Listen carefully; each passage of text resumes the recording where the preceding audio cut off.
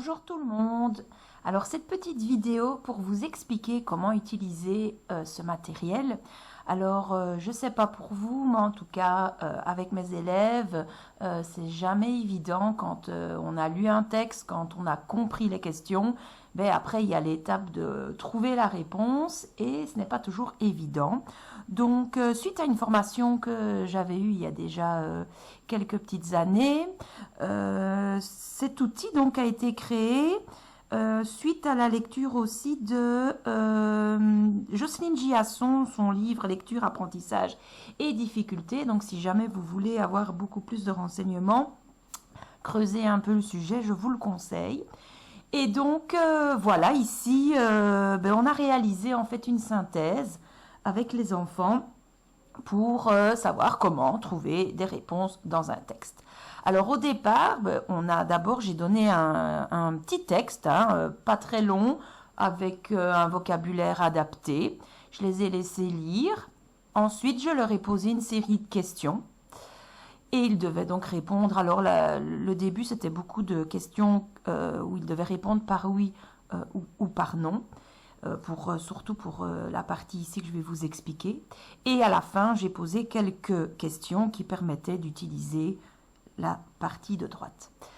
Quand ça a été fait, que j'ai posé toutes ces questions, on a évidemment répondu. Je leur ai demandé les réponses et je leur ai demandé, surtout, c'était ça qui était intéressant, de savoir, mais comment as-tu fait pour trouver ta réponse? Et donc, évidemment, par le choix de mes questions, les premières questions, on était bien dans cette partie ici. La réponse était écrite noir sur blanc dans le texte.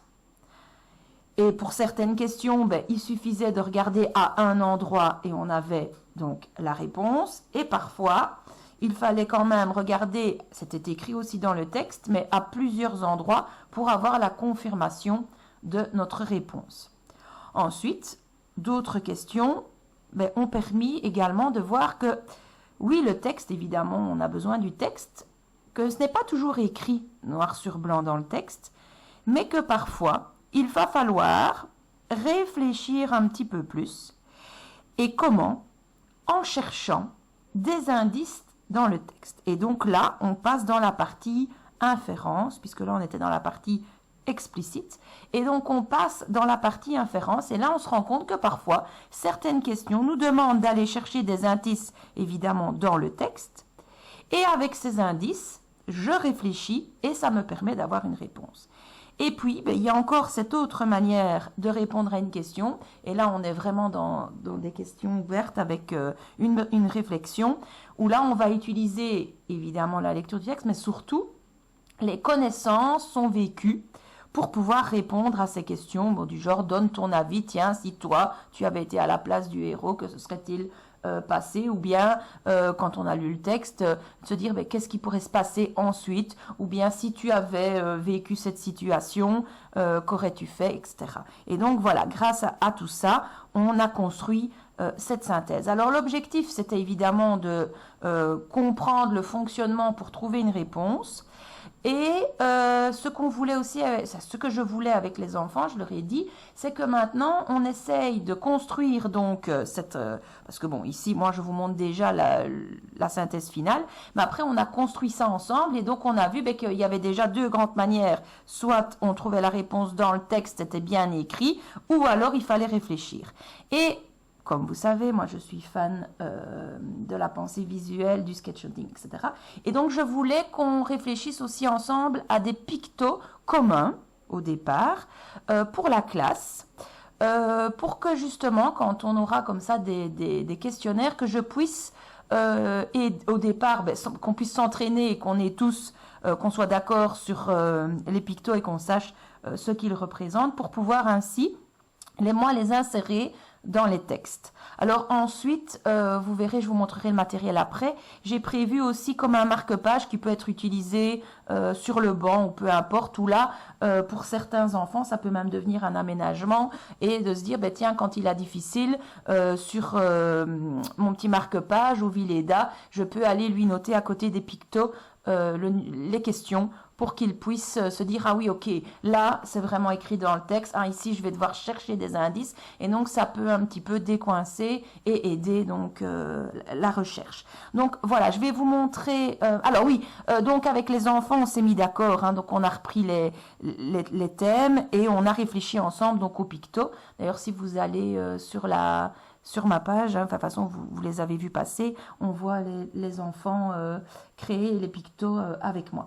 Alors je vous montre un petit peu dans le dossier ce que vous allez retrouver parce que je vous ai créé ça. Alors toujours réfléchir avec les enfants hein, aux pictos, au code qu'on veut donner. Alors ici il faut prendre ça plus pour une inspiration, une aide pour construire cette synthèse. Donc vous aurez cette synthèse qui est déjà réalisée.